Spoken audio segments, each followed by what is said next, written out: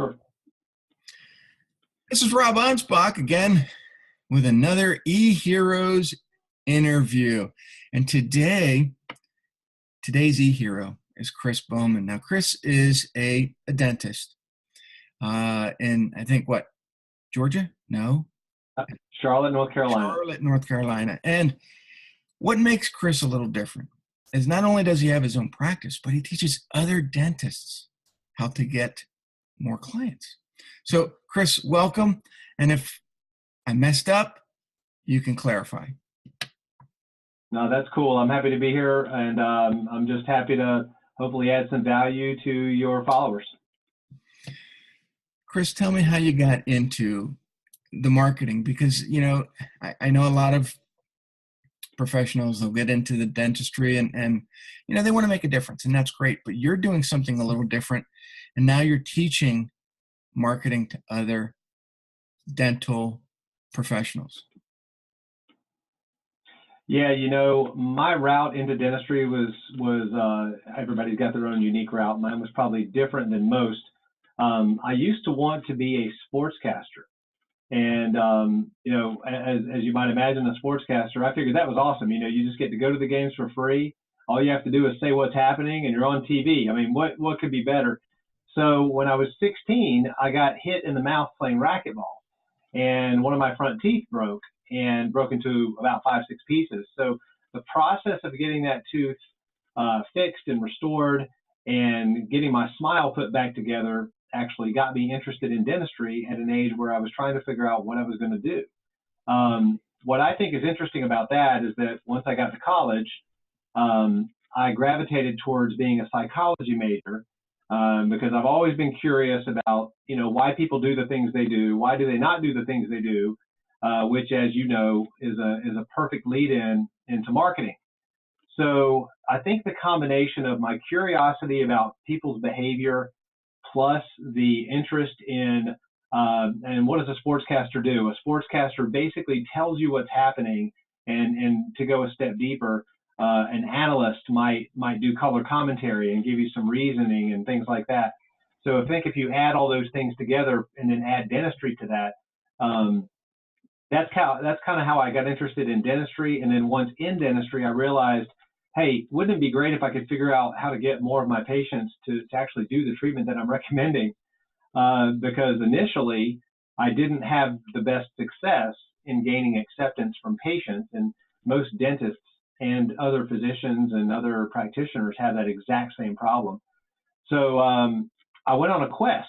This is 23 years ago, actually, trying to find out what causes patients to say yes and what causes them to say no, not just to treatment recommendations, but really in every step of the process, from the moment they first find out about a dentist or a physician or whoever, to what gets them to call, what gets them to schedule when they call, what gets them to show up after they've scheduled, and so on.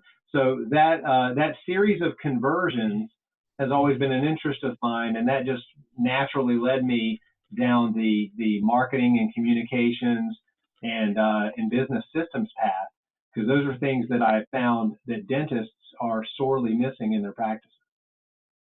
Yeah, I've never had a good luck with the dentists that were around my area, and it has nothing to do with fear. It has to do with their ability to communicate to me what they're doing. Absolutely. And I had one where I really liked not only their staff, I liked their practice. It was convenient. I went there, I got a cleaning, it was great. But my schedule, I had no idea, what I was going to do in 3 months, 6 months, and they're there pressuring me, hey, what do you need to sign up? And I'm like, yeah, I have no idea. I said, let me go home, get my schedule, we'll figure this out. 6 months go by. And finally I was, let me make a call. I call them and they said, well, you didn't come in 3 months ago, so you're no longer our patient. What? And here is a dental practice that I really liked. And now, they're being high and mighty and don't want me back. So, there again, I think that dental practice, and this is not just dentals, doctors do it too. They just don't communicate the value that they bring to the table or why people need their services. I totally agree. And to your point, I've actually come across many dentists who have either done similar things. I've heard other consultants and coaches give advice that if a patient hasn't come into your practice within the last year and a half, 2 years, then you should inactivate them. And I'm thinking to myself, what are you talking about to them? Because we should never inactivate our patients. Why should we take away the opportunity of our patients to engage with us?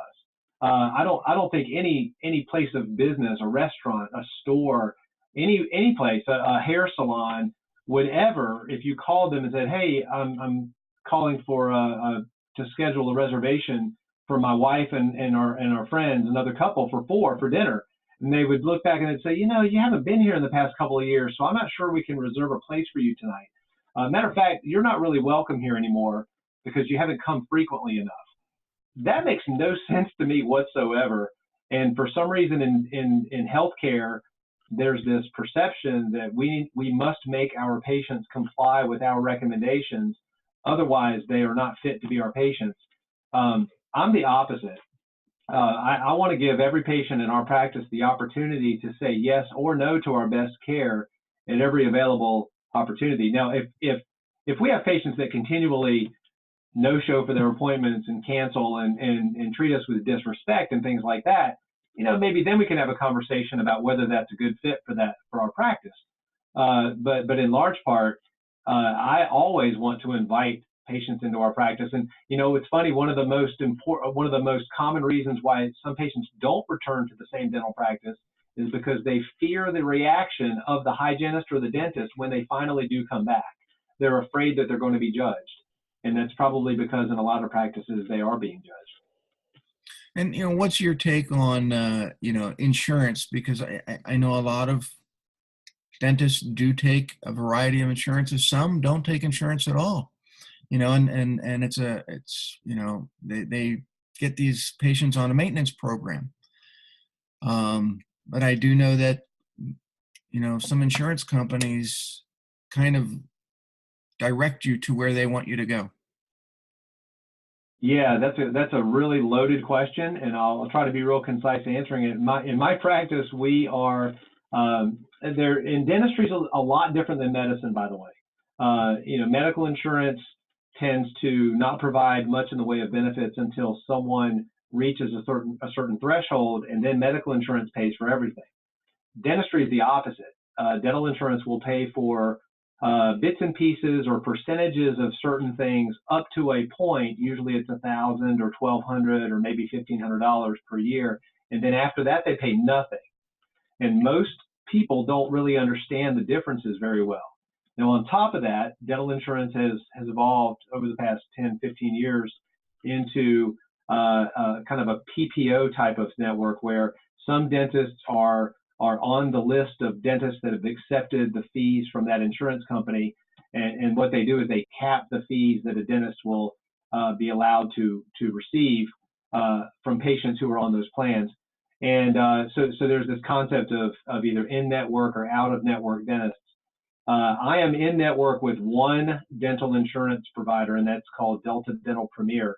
The others, I've chosen to not participate in those networks. Now, I want to make something really clear. That doesn't mean that I don't want to see patients who have those plans.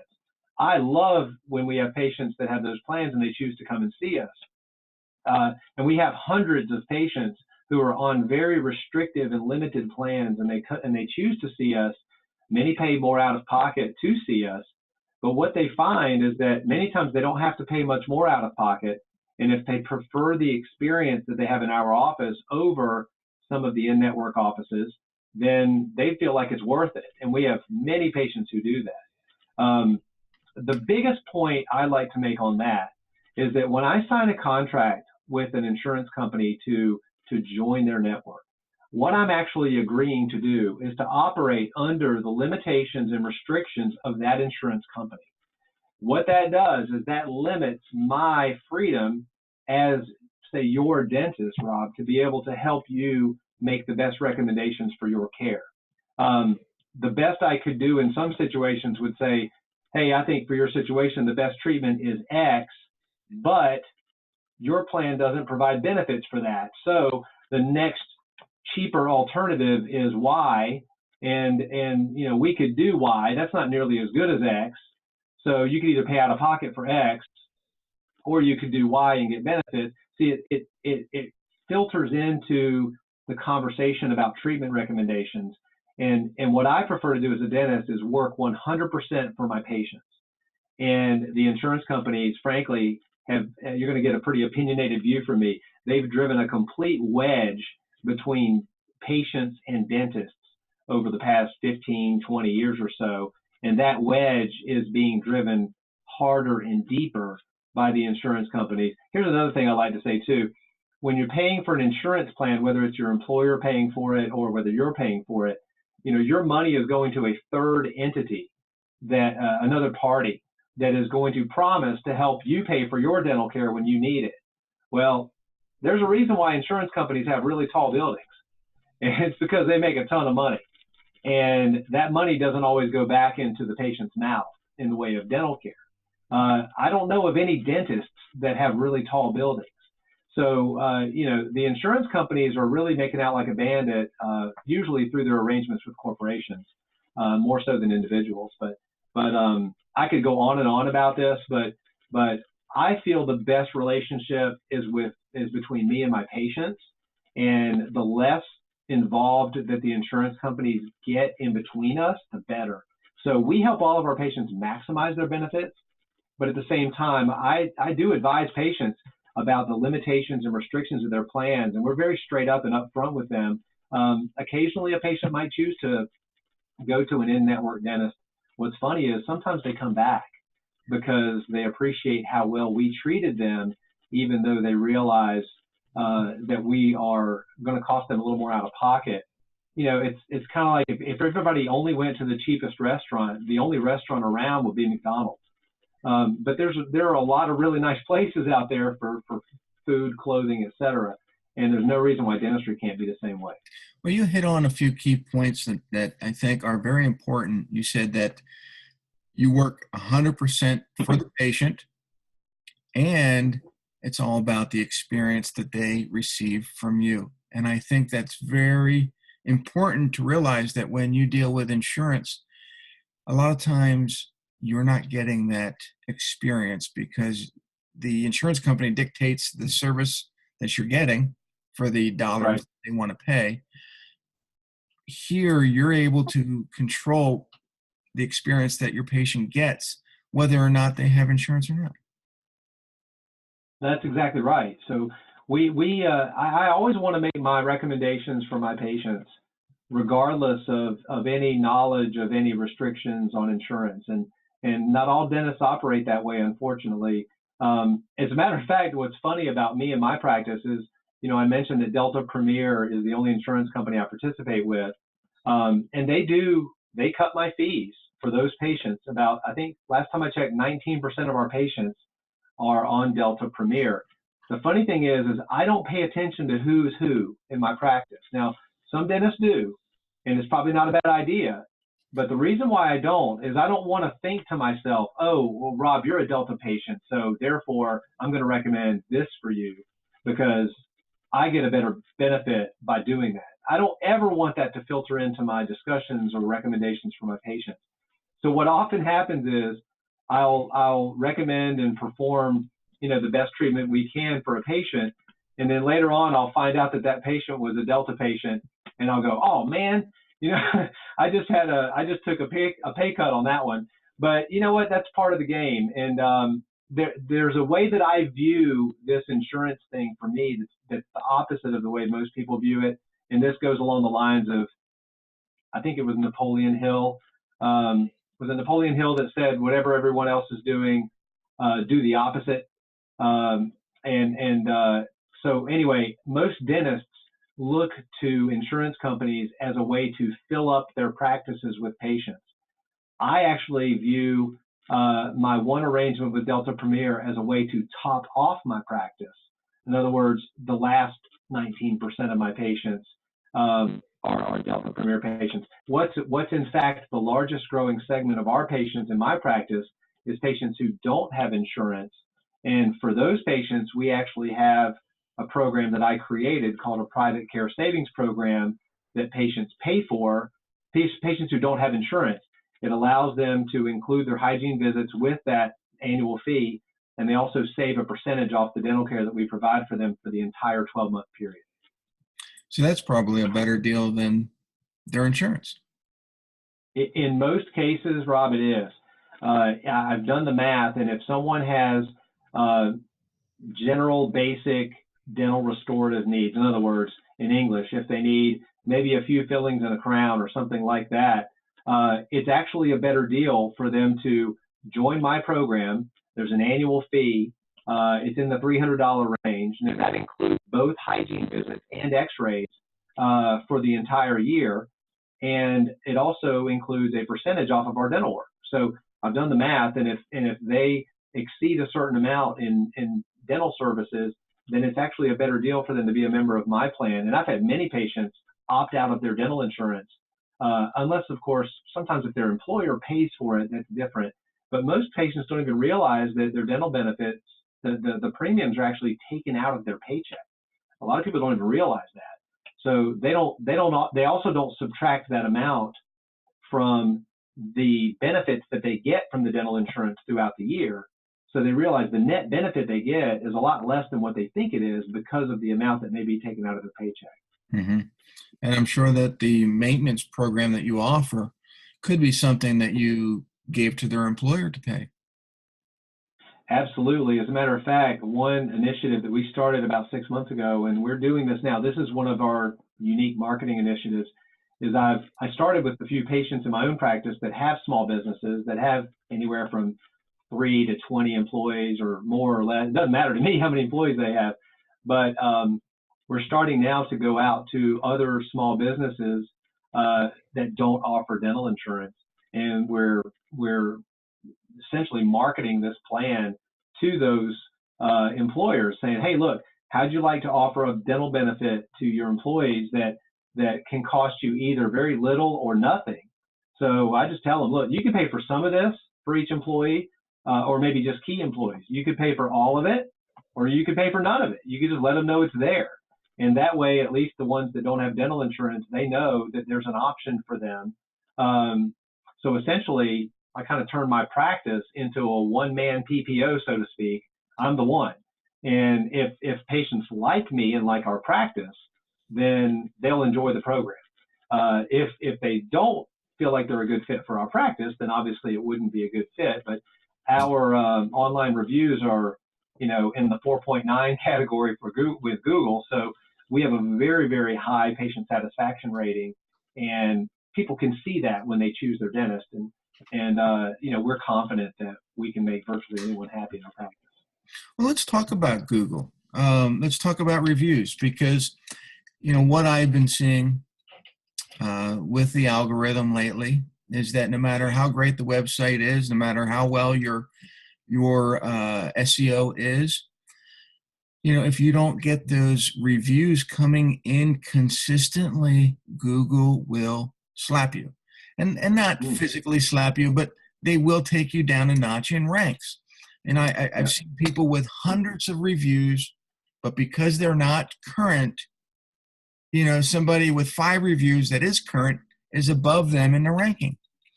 So how do you get people to leave reviews? Yeah, well, we have a few different ways that we do that. Now, the most effective way that we have is actually an automated process. So we utilize a company that a friend of mine has, and what they do is they're synced in with our software. So when a patient leaves our practice, they're going to get a text message saying, "Hey, how was your experience in Dr. Bowman's office?" And they have a choice to respond. It was either great or it didn't meet expectations. Now, if it was a good experience or a great experience, they click that button and it gives them a choice. Do you want to leave a review with Google or Facebook I think Yelp is another option, even though Yelp is not that big here in Charlotte, at least not with healthcare, thankfully. So, and then they leave the review. So we get an average of 2 to 3 reviews a week at least. We may get as many as 5 or 6 reviews in a week from our patients. And that's actually with a pretty low participation rate because every one of our patients gets these requests. Another thing we do is I call it catch your patient saying something good. So dentists get accustomed to hearing things from our patients that actually are quite profound for the patient. They're normal for us. Like, for example, if I give an injection and the patient doesn't feel it, and they say, gosh, that's the first time in my life I've ever had a shot that didn't hurt. Well, I've heard that hundreds of times over my career. But for the patient, that's like a big deal. So what I've trained my team to do, and I do it as well, is I say, look, catch your patient saying something good. It could be something that seems rather insignificant to us, but it's a big deal for them, and it's going to be a big deal for someone else. So what we do is I say, oh, wow, thank you so much. Can I quote you on that? And when I say, can I quote you on that, the first time I ever said that was just out of nowhere. I just said, hey, can I quote you on that? Kind of kidding. And my patient said, sure, absolutely. And I started thinking, that might be a good idea. I might want to ask everybody that if they say something good. So we've been doing that now for 13, 14 years.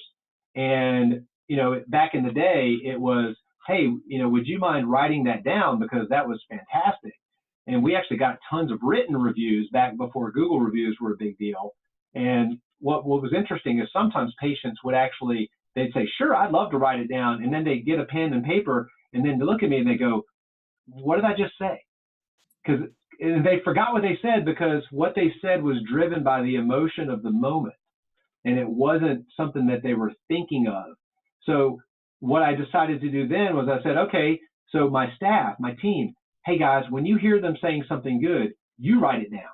You catch them saying something good and write it down right then and there. If you don't have time to say everything, put down the key words and phrases and then say, wow, John, thanks. That was so nice. Can we quote you on that?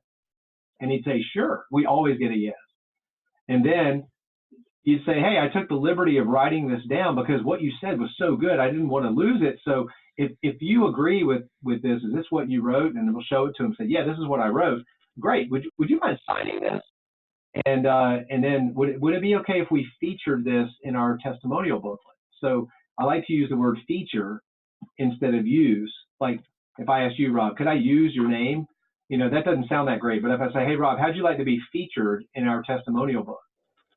Patients love that idea. So those are just some things that we've done over the years to capture testimonials, capture reviews. The automated process does make it a lot easier. But we just try to catch up every moment we can. Well, this is great, and I know that we could probably talk all day about marketing for dental and patients. We're running out of time, but I do want you to let the listener know where they can, visit you, whether it be your website, Facebook page, get to know you. Just throw it out there. Sure. I'm going to make it really easy. Of course, I'm available on Facebook. Anybody could reach me. My name is Chris Bowman. I live in Charlotte, North Carolina. So the name of my practice is Advanced Dentistry of Charlotte. So you could certainly look up our Facebook page, Advanced Dentistry of Charlotte. My email address is chris@dentalinsiders.com. It's CHRIS@dentalinsiders.com. It's the easiest way to get a hold of me. The website for our dental practice is smilesatisfaction.com. We've had that domain name for a really long time, even though the name of my practice has changed. But again, Advanced Dentistry of Charlotte is the Facebook page. Smilesatisfaction.com is the website for my practice. If anyone has questions about me for, related to marketing, communications, anything like that, I teach a 2-day communications course for dentists and dental team members. If there's anyone from outside the dental industry that thinks this might be effective for them, I'm happy to entertain the idea. Just email me at that email address. And all you eHero listeners out there, take what Chris said to heart, because a lot of things that he's using in his dental practice, you can use in your industry. Just twist it a little bit, it can work. You know, he's Right. mentioned a lot of things that you might be thinking, well, that's out of the scope of what I do. Not really. You know, everything that he's doing, not to say that it's proprietary, a lot of times it's just common sense. You twist it, you make it yours, and you make it unique to what you're doing, and it's going to work. So I want to thank you, Chris, for being here on the show. And all you e-heroes, stay tuned for more episodes. This is Rob Anspach from Anspach Media. You can find me at anspachmedia.com. And Chris dropped all his information. What I'll do is I'll post it down. If you're watching this on YouTube, you'll see it below. If you're hearing this on iTunes, I will give you a link at the end with all the information. So thank you again. Thanks, Chris. Thank you, Rob. Appreciate it. I enjoyed it.